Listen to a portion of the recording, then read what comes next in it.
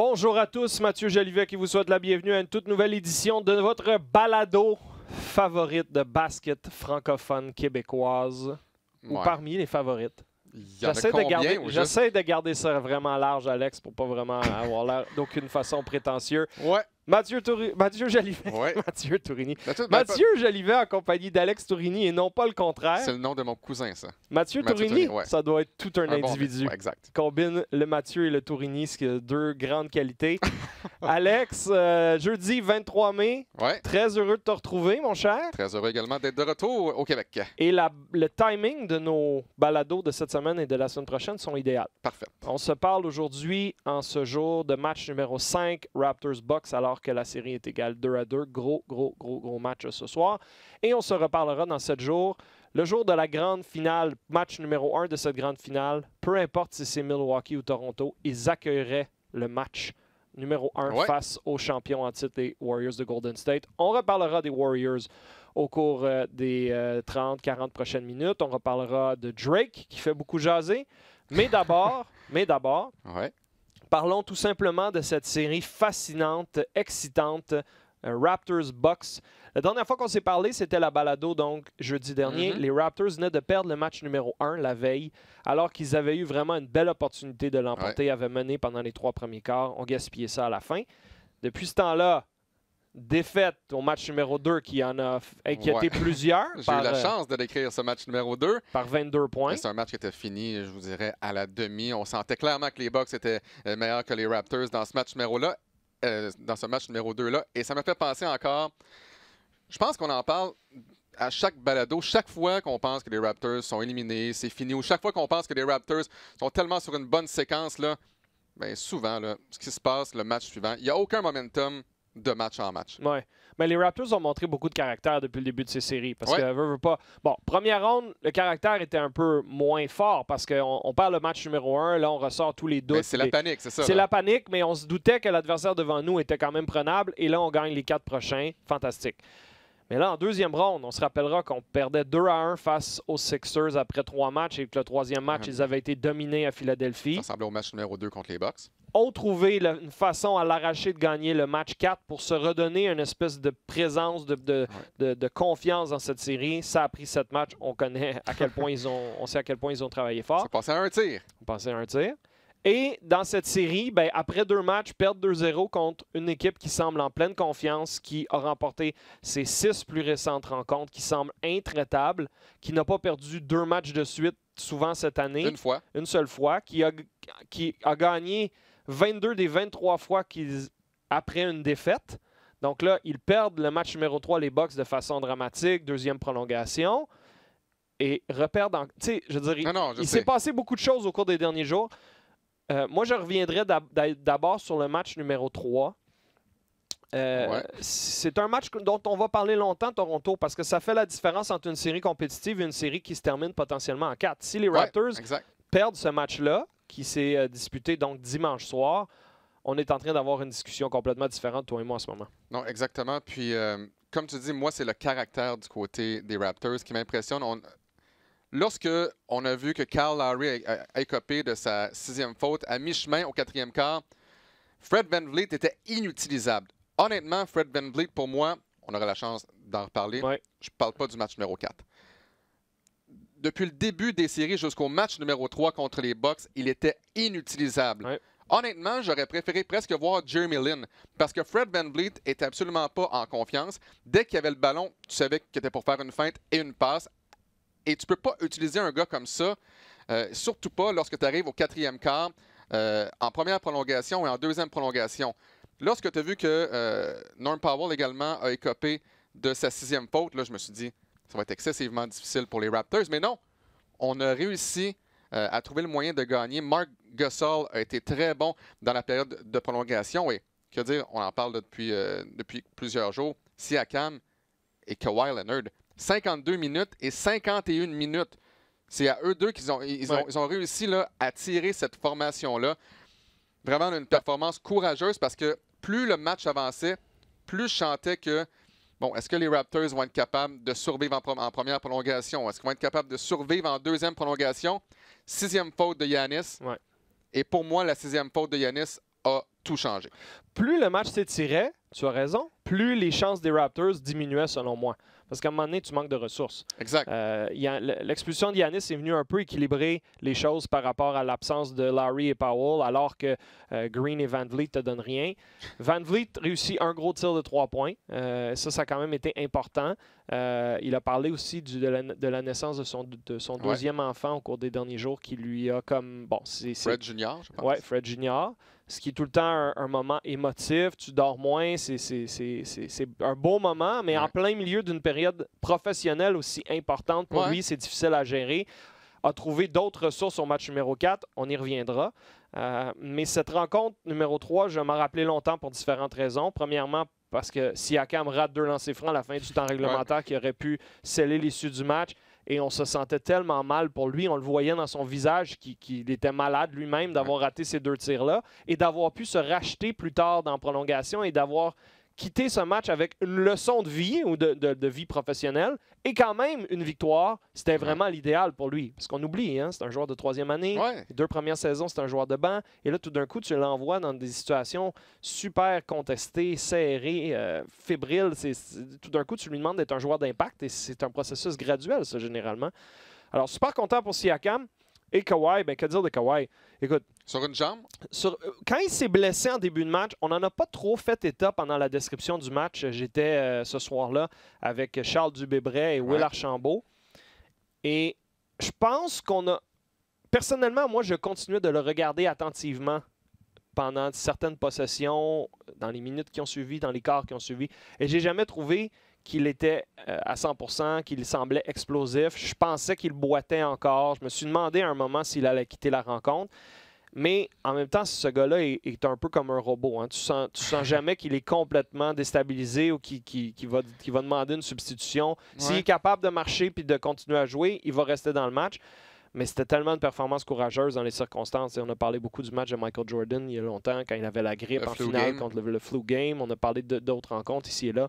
C'est dans une catégorie semblable ce qu'on a vu de lui au match numéro 3, Kawhi. Et à la suite du match numéro 3, en conférence de presse, Siakam a dit on ne savait pas à quel point Kawhi Leonard était blessé parce que Kawhi Leonard, c'est pas un gars qui court là, à 110 %. Là. Il y a un rythme bizarre. Le match ralentit quand il y a le ballon. Tu sais pas exactement si c'est parce qu'il est blessé ou si c'est son rythme de jeu tout simplement. Mais vous allez pouvoir le remarquer et j'ai porté attention dans le match numéro 4 et surtout sur le dunk contre le Greek Freak, Giannis. C'est un dunk exceptionnel. Dès qu'il est redescendu, les 3-4 prochains pas, tu voyais qu'il avait mal au genou. Chaque fois, il a mal au genou. J'aimerais qu'on m'explique exactement c'est quoi, parce que c'est clairement pas grave, mais c'est clairement douloureux ou embêtant. Mais sur les impacts. C'est ça. Alors, est-ce que c'est peut-être... En tout cas, on va pas s'avancer, on n'est pas des médecins, mais clairement, ça semblait désagréable. Alors, on quitte ce match-là en se disant, bon, on a une série, c'est une belle réaction, ils ont trouvé le moyen de l'emporter, mais ils vont clairement être négligés pour le match 4. Parce que, d'ailleurs, les parieurs à Vegas, ceux qui établissent les cotes, avaient établi une cote favorable aux Raptors pour le match 3. 2,5 points, je pense. Au basket, c'est moins important le chiffre exact qu'au football, par exemple, mais quand même. Et au match 4, les parieurs avaient établi le contraire. Alors, Milwaukee par 2,5 ou par 3 points. Et le rationnel derrière ça était très simple. Les Bucks ont plus de profondeur. Les Bucks vont être un petit peu moins épuisés. Les Raptors se fient à moins de joueurs qu'eux. Et tes 2 joueurs importants des Raptors viennent de jouer plus de 50 minutes, dont ton joueur vedette qui a semblé blessé pendant ce match-là. Alors, tout pointait vers une réaction positive des Bucks et en plus leur manie de remporter un match après une défaite cette année. Honnêtement, sur papier, ça regardait pas bien pour le match 4. J'avais vraiment hâte de voir la réaction, l'énergie de la foule parce qu'une série entre 3-1 et 2-2, c'est un monde de différence. Mais moi, j'ai eu la chance d'aller à l'entraînement des Bucks avant le match numéro 4. Je peux vous dire que, sans dire que le party était pogné, je peux vous dire que les joueurs étaient excessivement confiants. On riait, on avait du plaisir. Et surtout, je peux vous dire qu'on ratait pas beaucoup de tirs. Brook Lopez, parenthèse, je l'ai vu aller à 3 points à l'entraînement. Il rate rien. C'était assez exceptionnel. Et là, je me disais, les Bucks sont confiants. Est-ce qu'ils sont trop confiants? On a parlé à Malcolm Brogdon. Oui, tu as récolté un commentaire de Brogdon avant cette pratique-là. On a demandé à Brogdon, est-ce que tu penses que vous avez un avantage sur les Raptors compte tenu que Kawhi Leonard a joué 52 minutes et que Pascal Siakam a joué 51 minutes. Et Brogdon a dit, écoutez, on pense que oui. Parce que, comme tu l'as dit, les Raptors font confiance là, à une poignée de joueurs. Là. On joue à 7, 8 quand ça va bien, là, mais c'est Kawhi Leonard qui tire vraiment cette équipe-là. Donc, on pense que Kawhi Leonard est fatigué et on pense que ça nous donne un avantage. Mais là, est-ce qu'on a pensé qu'on avait une proie affaiblie? Ben, c'est une réponse honnête de sa part, mais c'est une réponse rare étonnante parce Ouais. qu'on n'aurait pas ce genre de commentaires d'habitude dans les séries en particulier. Je pense pas que c'est ce genre de commentaire qui a donné du jus additionnel ou de la motivation additionnelle aux Raptors. Ils en Non, avaient déjà par eux-mêmes. Mais ça en dit beaucoup Sur sur l'état d'esprit des Bucks. Bucks, exactement. Alors ça, j'ai trouvé ça intéressant quand tu nous as fait parvenir cette clip-là avant le match. Et donc, la rencontre commence. Les Bucks sont en feu. Giannis dunk 2-3 fois comme si l'anneau était à 8 pieds, là, comme d'habitude. C'était là. 12-5, je pense, à un certain moment donné. C'était 12-5 au début. Tu te dis, oh. Et rapidement, les Raptors ont repris l'ascendant. Ils ont terminé le premier quart en avance par 1 point. Ils ont gagné le deuxième quart par 9 points. Ils ont gagné le troisième quart par 3 points. Le quatrième quart par 5. Gagner tous les quarts d'un match contre les Bucks, c'est quelque chose. Ouais. Tu sentais que Gasol avait encore de l'énergie dans le réservoir, ce qui me surprenait un peu pour un bonhomme de son âge qui venait de jouer 45 minutes au match précédent. Tu sentais que Leonard et Siakam n'étaient pas à leur meilleur, mais que c'était pas grave. Que Larry... Non, mais c'est rare, ça. Je suis arrivé à la station, là, puis la première chose que j'ai dit à Peter et à Max Boudreau quand je les ai vus, qui étaient mes analystes ce soir-là, c'est Larry est mieux d'en jouer une grosse ce soir, mot pour mot. Parce que tu es plus reposé que tout le monde. Ta sixième faute là, qui est arrivée au milieu du quatrième quart puis qui fait que tu joues 33 minutes au match précédent. Là. Entre toi et moi, t'es mieux de regarder dans le vestiaire et de dire « Hey les gars, suivez-moi ce soir, je vais vous prendre sur mon dos là, parce que je sais que tout le monde ici est magané puis a joué plus que moi au dernier match. » Powell, c'est un peu la même chose. Sixième faute, quatrième quart, il y avait encore de l'énergie. Et Ibaka avait joué 14 minutes, je la comprends toujours pas, celle-là. Donc, tu avais des gars dans ce vestiaire-là, s'ils avaient le moindrement de fierté, puis qui regardaient à quel point Siakam, Gasol et surtout Kawhi souffraient, ils devaient se dire, OK, je lève la main, là, suivez-moi ce soir. Et j'ai adoré l'énergie de Powell, d'Ibaka, et de Van Vliet, quand ils sont embarqués, ça a tout changé. Pour moi, ça a été la clé du match. Oui, parce que tu en as parlé après 2 quarts et j'ai eu la chance d'en discuter avec Charles Dubébret, justement. 5 points pour Kawhi, 2 pour Siakam. Ils avaient, je pense, 7 points, 1-2, quelque chose comme ça. Oui. Écoutez, puis ils menaient par 10 à la demi. Juste ça, là, c'est fantastique. Tu parles de Larry et des joueurs qui sont blessés, là. Kyle Lowry, présentement, là, joue à une main. Ouais. Il joue à une main. Il se présente le matin des entraînements et en conférence de presse avec, je dirais, une mitaine à four bleu, ou presque, je l'ai vu. pour être sûr de protéger sa main. Et pourtant, là, pour moi, là, je comprends qu'il gagne 30 millions par année, 33 millions par année, mais c'est le moteur de cette équipe-là. Je comprends que Kawhi est excellent, c'est le meilleur joueur de l'équipe, mais le moteur de cette équipe-là, c'est Lowry. Si Lowry connaît un match ordinaire, oubliez ça, les Raptors sont dans le trouble. S'ils écopent de fautes rapidement, sont dans le trouble. Van Vliet a eu un bon match. Le match numéro 4, on espère d'ailleurs qu'il va en connaître des aussi bons. Écoute, beaucoup de choses à dire. D'une part, sur Van Vliet, tu as parlé de son enfant. Il nous a dit après le match numéro 4 que ça l'a aidé. D'avoir son enfant, puis tu sais, de réaliser qu'il y a autre chose que le basketball dans la vie. Simplement de décrocher et d'assister à la naissance de ton enfant. Tu en as, des enfants. Tu sais à quel point, lorsqu'ils naissent, c'est un des moments extraordinaires. Ouais. Et là, peut-être que ça t'enlève la tête sur le basketball parce que Van Vliet le savait qu'il jouait mal. Ouais. Et quand tu joues mal, là, tu penses que tout le monde te pointe du doigt. Tu penses que tout le monde parle contre toi. Et là, soudainement, sort un énorme match. Tu as parlé de Marc Gasol, 17 points dans le match numéro 4, mais sa vision, à un certain moment donné, il y avait autant de passes décisives que Kyle Lowry. Je pense qu'il était à 5 après la première demi. Et après le match numéro 2, Gasol a dit « J'ai laissé mes problèmes en attaque affecter ma défense et je m'en voulais. Mais il a vraiment connu un match complet dans le match numéro 4, Marc Gasol. En 3 et 4, il a été fantastique. Ouais. Honnêtement, là, puis tu parles de Larry qui est le moteur, tu parles de Kawhi qui est le meilleur joueur. On peut parler de Siakam qui est probablement l'athlète le plus important à la structure. En tout cas, il a un grand rôle. Mais Gasol, c'est une espèce de table tournante, hein? Parce qu'il demande souvent le ballon en haut de la clé.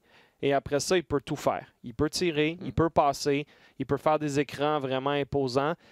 C'est comme une présence calmante. Tu sais, quand il a été acquis, puis il marquait 4, puis 6, puis 2, puis 7 points, il y a des gens sur papier qui se disent « Mais qu'est-ce que cette transaction? Tu as sacrifié 2 jeunes joueurs qui auraient pu t'aider cette année. » Mais pensez en ce moment à cette série-là, avec Valanciunas à la place de Gasol, ça ne serait pas la même série. Je suis même pas sûr qu'ils passaient les Sixers, en fait, les Raptors, sans Gasol. Alors, ça a été une transaction vraiment payante pour Masai Ujiri.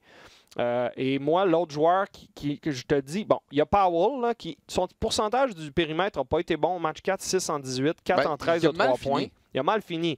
Mais il a réussi des tirs clés. Il a fini avec 18 points, plus 29. Ça, c'est incroyable.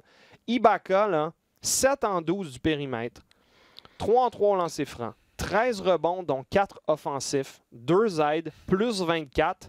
Je ne comprends pas pourquoi il y a des matchs où Nick Nurse, dans ces séries-là, l'utilise 12 ou 14 minutes. J'imagine qu'il doit voir quelque chose dans l'entraînement ou qu'Ibaka doit venir le voir pour dire « je suis pas à mon meilleur ». Mais tu dois utiliser ce gars-là. Plus tu l'utilises, plus il est engagé dans le match. Et il est encore capable de te donner ce qu'il t'a donné au match 4 dans une série où tu as seulement 8 joueurs. Et ça, c'est en étant généreux, en disant que Van Vliet a été un joueur sur qui tu pouvais te fier. Tu dois utiliser Ibaka plus. Alors, ça, pour moi, ça a changé le match 4. Et Serge Ibaka, t'en parles, 17 points, 13 rebonds en 24 minutes. Et il était clairement frustré d'avoir joué seulement 14 minutes dans le match numéro 3. J'ai demandé justement en conférence de presse à la suite du match numéro 4, le fait que tu aies des jambes plus fraîches contre des adversaires qui ont joué beaucoup plus que toi, est-ce que ça a eu un impact? Il n'a pas répondu précisément à la question, mais ce qu'il a dit, c'est que c'était la décision de Nick Nurse de ne pas l'avoir fait jouer beaucoup dans le match numéro 3. Ça l'a piqué au vif. Et c'est pour ça, essentiellement, je pense que dans le match numéro 4, il a connu un fort match. Même chose pour Powell et Van Vliet. En anglais, Ibaka a dit « on l'a pris personnel ». On le prenait personnel de se faire dominer parce que le banc des Bucks, depuis le début de la série, avant le match numéro 4, 43 points en moyenne, 26 pour le banc des Raptors, et ça les a vraiment piqués au vif.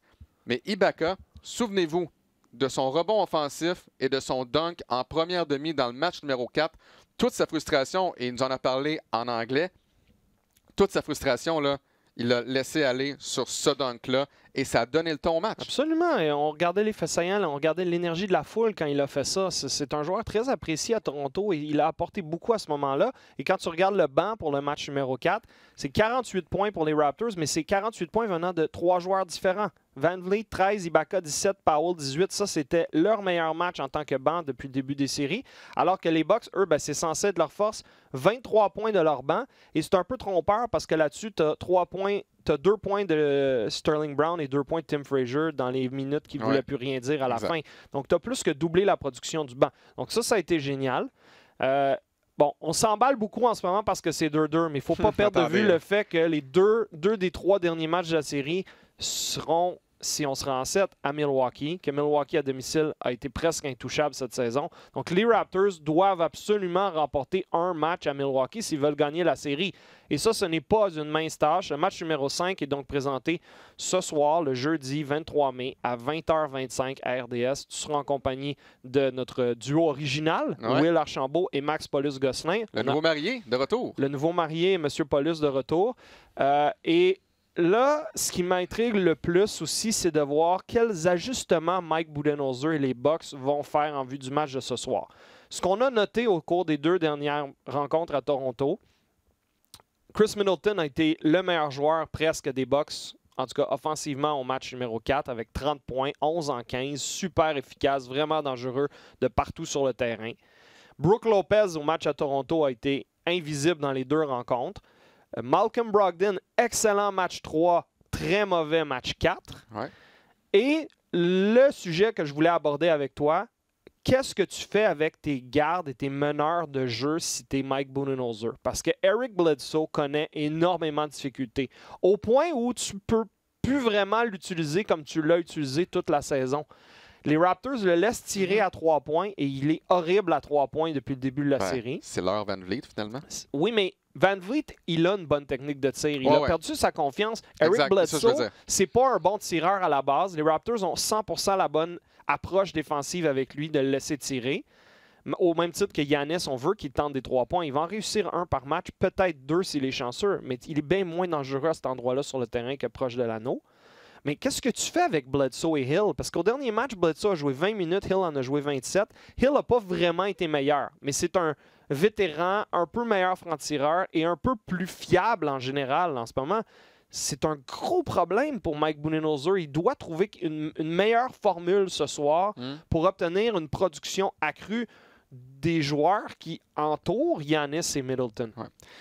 J'allais dire peut-être faire monter le ballon par Giannis. Le problème, c'est que si tu fais ça, tu ne peux plus attaquer en transition, ce que tu fais très bien. Passe presque à mi-terrain à Giannis et en 2 enjambées, il se rend jusqu'à l'anneau. Mais tu peux avoir une formation jumbo si tu fais ça. Donc, tu pourrais utiliser Giannis presque en 1, Brogdon, qui est quand même 6 pieds 5, en 2, Middleton en 3, qui est quand même 6-8 assez costaud, Mirotic en 4, puis Lopez en 5. C'est un autre genre. Je l'ai entendu, cette théorie-là, et elle m'intrigue. Je ne sais pas si Budenholzer va vouloir faire ça. Parce qu'on l'a fait plus tôt cette année. Ouais. Les Bucks ont déjà utilisé Giannis comme meneur de jeu régulier. Là. Mais est-ce que tu veux faire ça rendu au match numéro 5? C'est parce que si tu fais ça, tu lances un message clair à Eric Bledsoe que tu n'as plus confiance en lui. Alors, est-ce que tu t'acharnes pour rebâtir sa confiance? En plus, Eric Bledsoe, là, pour les gens qui l'ignorent, il vient de signer une extension de contrat lucrative, là. Pour, je pense, c'est 70 millions sur 4 ou 5 ans. C'est du gros bidou, comme on dit. Là. Alors, est-ce que si tu l'exclus de la série parce que tu penses qu'il te fait mal, qu'est-ce que ça fait à court, moyen, long terme? C'est super dangereux. Fait que je ne sais pas ce que Budenholzer fait ce soir, mais ça va être super intéressant pour vous à surveiller dans le reportage. Tu parles de ça, j'entends Norm Powell pour moi. Bon. 10 millions par année, 4 ans. On l'a exclu pratiquement de la formation en série il y a 1 an. Il ne t'a pas donné nécessairement une grande saison, pas 2 bonnes premières séries. Là, il explose. Norm Powell, on a vu Norm Powell version 2016. Même 2017 là, contre les Bucks. Lors des matchs 3 et 4, 2016, 2017, gros contrat à 10 millions par année. Puis là, l'année passée, inutilisable en série. Alors là, tu ne savais plus trop quoi penser. Il redevient un membre important de ta rotation, surtout en l'absence d'O.G. Anunoby qui n'arrive pas à guérir de son opération pour l'appendicite. Donc là, oui, tu peux revenir. C'est vrai que le parallèle entre Bledsoe et Powell est excellent. Mais en ce moment, je ne vois pas comment Mike Budenholzer peut rétablir le côté mental d'Eric Bledsoe, qui est un bien meilleur joueur quand il attaque l'anneau. C'est un gars très athlétique, c'est un gars costaud, vraiment bon en transition surtout. Mais dès que tu l'as dans une attaque de mi-terrain, puis qu'il est laissé seul à 3 points, son orgueil lui dit de tirer. Puis il y a 0 efficacité en ce moment. Parce que l'attaque de Mike Budenholzer, là, bon, évidemment, il y a plusieurs jeux disponibles, mais généralement, on voit Giannis près de la clé ou attaque l'anneau, attaque la clé. Ça fait en sorte que la défense des Raptors collapse. Donc, se ferme sur Giannis qui libère les 4 gars autour. Le problème, c'est que les 4 gars autour sont incapables de réussir des paniers à 3 points depuis le début de cette série-là. En saison régulière, les Bucks, 35,3 %. En série au total, 33,6 %. Contre les Raptors, 29,9 %. Wow. Tu tires avec 9,9 %. Mais qu'est-ce que tu fais la après? défensive des Raptors est bonne, mais il y a aussi des tirs qui réussissaient, qui ne réussissent plus. Alors, je ne sais pas, la solution n'est pas magique. Il y a vraiment 2 théories. Il y a des gens à qui je parle en ce moment, mon patron notamment, notre patron à la programmation, Dominique Vanelli, qui est un observateur de basketball sous-estimé, je dirais, qui remarque beaucoup de choses. Lui, il est convaincu que les Raptors vont remporter la série, qu'ils vont surfer sur cette vague là, de momentum qu'ils ont bâti à Toronto, puis qu'ils vont aller envoler un match à Milwaukee, puis que c'est leur année.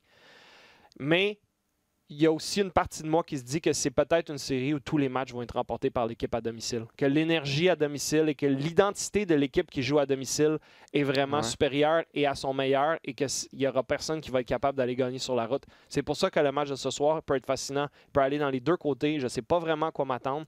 Il ne faut pas penser que parce que les Raptors ont gagné par 18 au match 4, comme tu dis, ça ne se transfère pas d'un match à l'autre en série. Alors, oui, tu es en confiance. Oui, tu espères avoir rétabli le edge, la confiance, justement, de VanVleet et Powell et Ibaka qui sont super importants pour ton succès général et que le repos des 2 derniers jours a peut-être permis à Siakam et Leonard de retrouver des jambes. Mais honnêtement, là, je ne mettrais pas 2 piastres là-dessus en ce moment. J'ai aucune idée. Moi, j'ai l'impression que si les Raptors devaient voler un match, je pense que ça va être le match numéro 7. Parce que toute la pression va être sur les Bucks à domicile. Et si le match 7 commence comme le match numéro 1 a commencé, bon, je sais pas si tu peux. Mais j'ai non, aucune c'est idée. une bonne théorie. Et je peux me tromper. Je reçois plein de messages sur Facebook, sur Twitter. Alex, tu penses quoi? J'en ai aucune idée. Ouais. Tous les scénarios sont sur la table. Peut-être que les Bucks ce soir vont battre les Raptors par 25. Ça se peut. Mais ça ne veut pas dire que les Raptors vont perdre le match numéro 6. Peut-être qu'ils vont gagner par 25. Honnêtement, je suis d'accord avec toi. Tous les scénarios sont sur la table. Alors, tu seras à la description des matchs 5 et 7. Je ferai le match 6. Et on espère se rendre à la limite aussi excitante que la série précédente, Philadelphie-Toronto. Quand on se reparlera dans 7 jours, ben, on saura qui a gagné l'Est et qui s'apprêtera à affronter les Warriors le soir même. Basculons justement vers les Warriors de Golden State. Quelle histoire en ce moment, quelle équipe, quel scénario. Sans KD? De penser que Kevin Durant s'est blessé lors du match numéro 6 de la série face aux Rockets, avant le match, lors du match 5, et qu'ils ont terminé la série lors du match 6 à Houston et qu'ils viennent de balayer les Trailblazers de Portland alors que dans 3 des 4 matchs, les Blazers menaient par 15 points ou plus. C'est absolument extraordinaire. Avant de parler du pourquoi de ces résultats, je veux juste lancer quelques stats que j'ai vu passer, puis tu en as peut-être vu passer d'autres. Partage-en après moi si tu veux. Première équipe et seule autre équipe depuis les Celtics de Boston de 1957 à 66, dans les grandes années de Bill Russell, à avoir accédé à 5 finales d'affilée. Il y a plusieurs équipes qui avaient eu 4 finales d'affilée. 5. Mais 5, ça vous montre, surtout dans l'ère actuelle de la parité, des plafonds salariales, de toutes sortes de règles, de la loterie, etc., c'est pas supposé arriver, ça. Alors, pour eux, d'avoir trouvé les ressources et l'énergie et d'avoir le talent et la structure pour faire ça, 58, chapeau. Steve Kerr, premier entraîneur, tout sport majeur nord-américain confondu, depuis Toe Blake, il y a 60 ans, à avoir accédé à la finale lors des 5 premières saisons de sa carrière comme entraîneur-chef. Et durant cette période, les Warriors ont donc remporté 18 séries sur 19. La seule exception étant la finale contre les Cavs en 2017. Et ils menaient. Et là, il y a eu la suspension de Draymond Green pour le match 5. Les Cavs perdaient 3-1, ont gagné les 3 derniers matchs de façon dramatique. C'est la seule série sous le règne Steve Kerr avec comme noyau principal Curry, Thompson, Green qu'ils ont perdu. C'est hallucinant, Alex. Ouais, c'est hallucinant et surtout de la façon qu'ils l'ont fait. Je comprends qu'il y a des gens qui vont dire, bon, est-ce que les Trailblazers étaient une grande équipe? Peut-être pas, mais c'était compétitif. Oui, ils menaient par 17, je pense, dans 3 matchs, absolument sur 4, menaient par 17.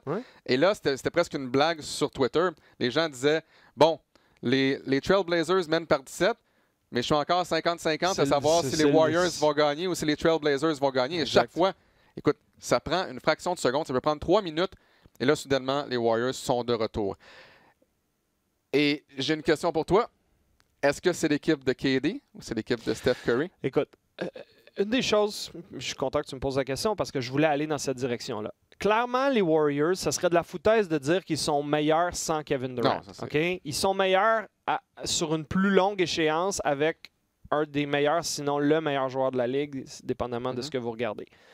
Mais je suis convaincu que Curry, Thompson et Green, et peut-être même Steve Kerr, étaient, je ne vais pas utiliser le mot heureux, mais ils étaient motivés à l'idée de prouver à tout le monde que sans KD, la version 2015-16 de cette équipe-là, elle existait encore et qu'on pouvait juste ouvrir la switch, retrouver un peu les vieux rôles, redonner plus de tirs et de plus de ballons, plus de place offensivement à Curry, de montrer à tout le monde, regardez ça.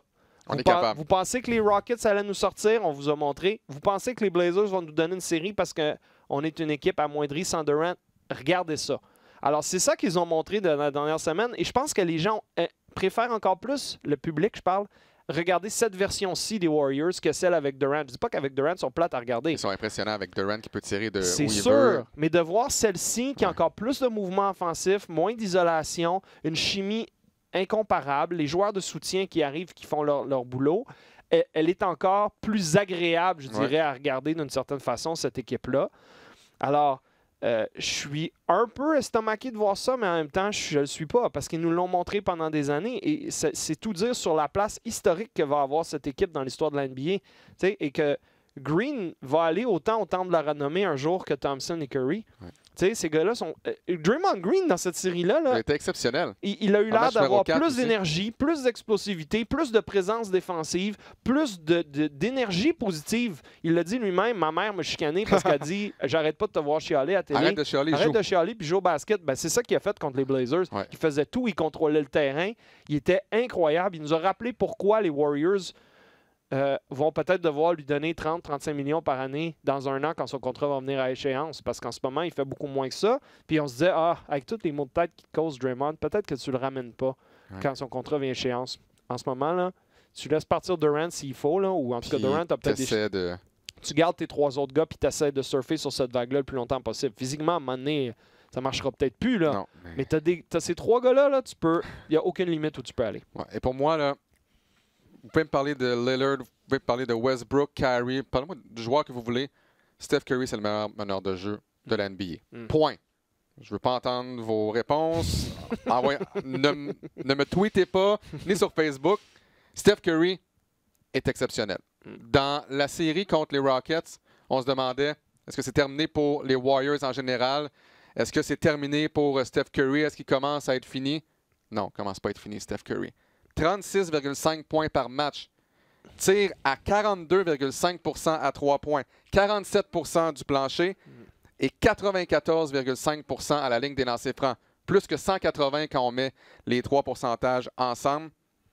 Mais il n'y a pas d'autres joueurs dans l'histoire de la Ligue qui peuvent être aussi dominants sur commande et qui peuvent aussi accepter que Kevin Durant arrive en plein milieu de rien parce que le plafond salarial leur permettait cette fenêtre-là il y a 3 ans et de dire « Viens-t'en, on te recrute, je vais accepter de prendre bien moins de tirs, je vais te donner de la place, on va changer la dynamique de l'équipe, on va se faire du fun. » Tu connais-tu beaucoup de joueurs comme ça, toi? Non. Qui sont juste capables de... C'est pas grave. Je m'ajuste, je suis super conscient de mon rôle puis de ce que tu peux apporter. Puis j'ai pas un ego énorme autant que les autres joueurs. J'attends mon tour. Là, vous avez besoin de moi pour en tirer 28 par match puis marquer 35 points à toutes les rencontres pour battre les Blazers.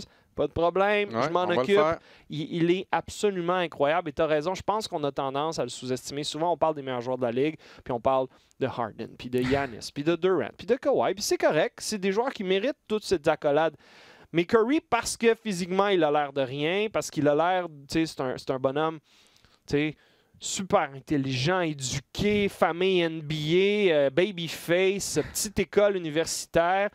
Excusez-moi, là, mais allez voir son pedigree, là, son CV, là, de tout ce qu'il a accompli dans les dernières années, puis les MVP, puis les titres, puis sa place dans l'histoire de la Ligue, on a tendance à la prendre pour acquis. C'est le meilleur franc-tireur de l'histoire de la planète Terre, moi, c'est comme ça que je l'appelle, et c'est une des vedettes les plus agréables à avoir joué, les 2 pieds sur terre, les plus dominantes.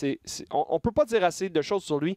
Imagine une finale Golden State-Toronto. J'ai pas trop le goût de penser à ça parce qu'on est encore à 2 victoires âprement acquises. Nick Nurse refuse d'en parler. Kyle Lowry, Kawhi Leonard, personne ne veut penser à ça.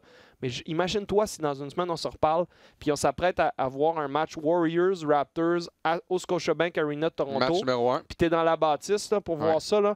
Ça n'arrivera pas souvent, ça. Non. Alors, ça serait incroyable. Une finale Milwaukee-Golden State serait très bonne aussi. Mais rendu au point où les Raptors sont, ils sont en train de nous titiller, là, ça serait extraordinaire. Alors voilà, c'est ce que j'avais à dire sur les Warriors. Steph Curry qui seront reposés. Là, reste à savoir quand Durant va revenir, la blessure d'Iguodala et tout et tout.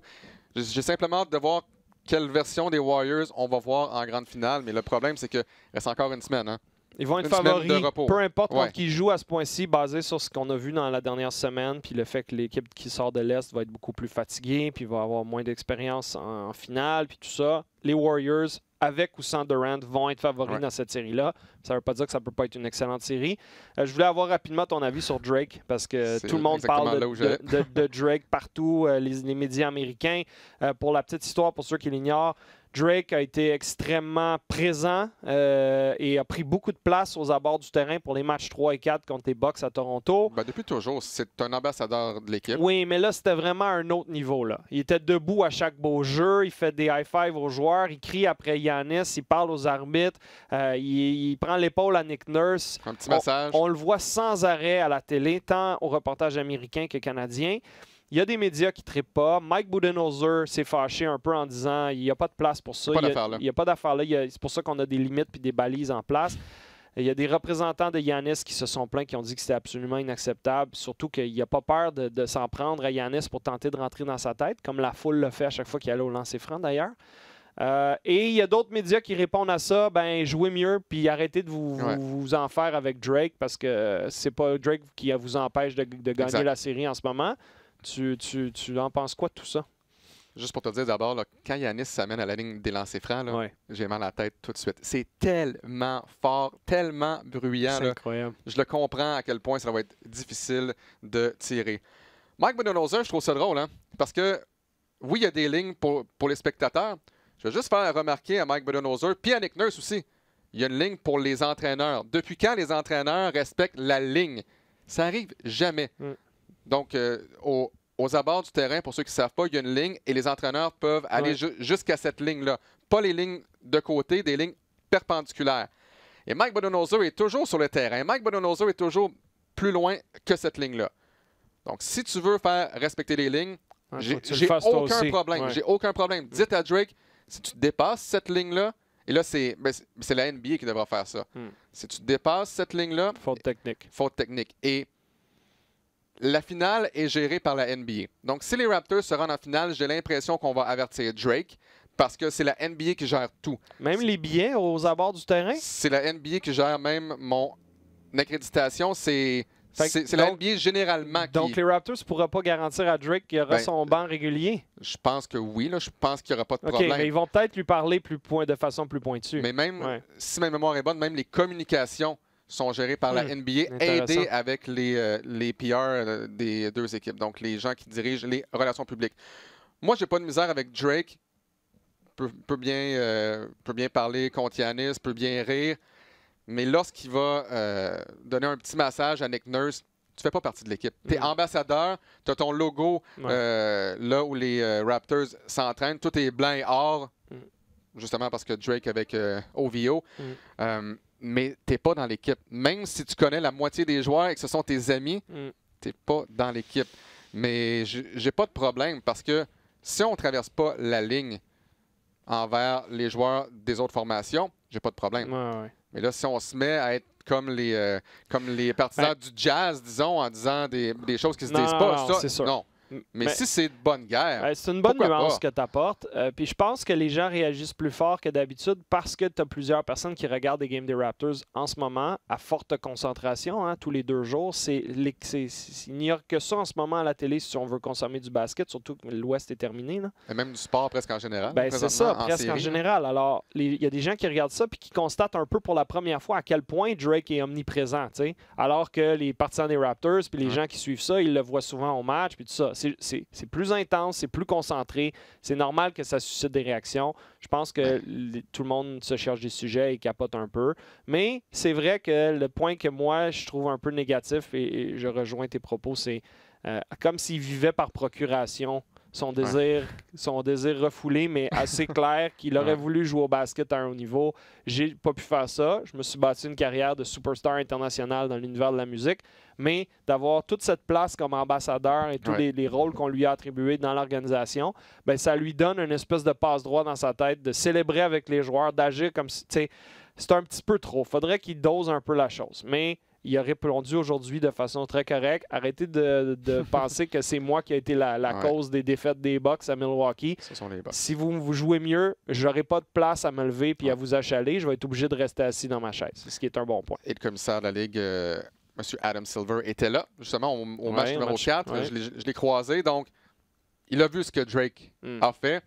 Est-ce que ça va changer quelque chose? C'est bon pour la Ligue parce que c'est des vedettes internationales Ouais. qui attirent des jeunes fans puis qui donnent encore plus de texture au match. Mais il faut juste trouver la bonne dose. Alors, j'ai hâte de voir si on sera en finale, effectivement, ce qui va arriver. Et là, je peux vous dire que ça paraît qu'il reste une série parce que dans le fond, j'ai couvert les 2 premières séries et le match numéro 3 et 4.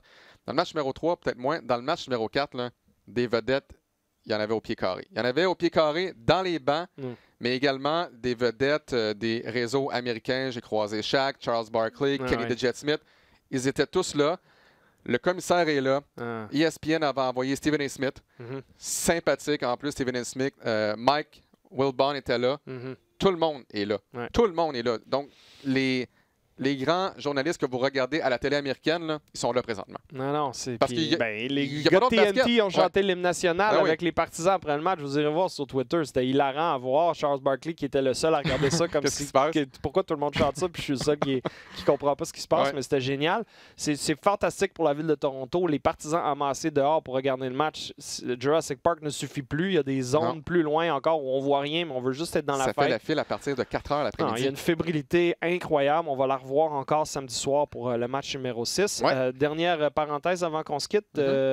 Nos propres vedettes québécoises, Georges Saint-Pierre et Guillaume Lepage, ont assisté au match numéro 3. Tu as eu la chance de les interviewer à la demi. Georges Saint-Pierre a fait partie de ce montage de vedettes qu'on voyait au reportage au réseau anglophone canadien, peut-être sur l'écran géant, je ne sais pas. Bon, les gens connaissent moins Guillaume là-bas, mais nous, on sait que c'est un grand fan de basket extrêmement connu au Québec. C'était sympathique comme entrevue. C'était vraiment spécial. Guillaume, on se parle parfois sur Twitter, en fait, parfois comme dans rarement, mais ça arrive. Et on sait que c'est vraiment un fan fini de basketball depuis plus de 40 ans. Les deux ont le même joueur préféré, essentiellement, à moins que je me trompe, Michael Jordan. Les deux ont eu la piqûre un peu grâce à Jordan. Et c'était plaisant d'avoir des vedettes québécoises. Tu peux aimer Guillaume, tu peux ne pas l'aimer. Ça reste une vedette ici au Québec. Et de parler à Georges Saint-Pierre dans une situation qui est différente. On ne lui parle pas de lui, on lui parle de son amour pour le basket et des dinosaures. Parce qu'il adore les dinosaures. Et ce qui est drôle, c'est que Guillaume a tweeté dans le match numéro 3 que les cervidés étaient en train de perdre contre les ptérodactyles. Là, je me suis dit, c'est pas un ptérodactyle. C'est les Raptors. C'est pas pareil. GSP l'a sûrement corrigé exactement. après. Mais non, c'était très, très sympathique et Guillaume devrait retourner à Toronto en finale si jamais. C'est ça. Puis le chapeau à la NBA de nous avoir aidé à leur trouver des sièges pour ce match. Clairement, c'était une initiative. Ils veulent attirer pas juste des vedettes anglophones, mais aussi comprennent qu'au Québec, il y a un engouement fort en ce moment, très fort. La quantité de gens, c'est sûrement la même chose pour toi, qui me parle depuis 2 semaines du fait qu'ils n'écoutent jamais ou presque de basket, puis que là, ils trouvent ça le fun, ils adorent l'énergie, l'enthousiasme, ils sont dans la vague en ce moment. Continuez de faire ça. Les codes d'écoute le reflètent, ça solidifie notre place dans le marché sportif télévisuel québécois pour la suite des choses. On vous en remercie énormément. Des gros matchs qui s'en viennent. Peter arrête pas de dire ce soir c'est le plus gros match de l'histoire des Raptors, mais ça continue d'être vrai à chaque soir depuis maintenant presque une semaine. Alors, c'est l'heure des rendez-vous. Ce soir, jeudi 23 mai, Alex en compagnie de Will Archambault, Max Paulus, 20h25, RDS. Match numéro 5 à Milwaukee. Match numéro 6 samedi soir. Match numéro 7 serait potentiellement lundi. La finale débute le jeudi 30 mai, donc dans 7 jours. Sur la côte Est. RDS ou RDS 2, pas clair encore. Sur la côte Est, assuré. C'est ça. Pas dans l'Ouest. C'est ça. Et nous, notre prochaine balado, jeudi prochain, je pense qu'on va rouvrir le forum Twitter pour des questions, parce qu'on a adoré faire ça depuis le début des séries. Serais-je là? On ne sait pas. On va t'avoir dans le show d'une façon quelconque. Si tu es à Toronto pour le match 1, ce sera un Skype, un téléphone, peu importe. On va s'arranger pour faire une balado avec vous. Je vous le promets. Merci beaucoup, Alex. Comme merci à toi. C'est toujours super agréable. Merci à tous ceux qui continuent de nous suivre. On se voit, on t'écoute ce soir et on se reparle dans une semaine. À ce soir, tout le monde.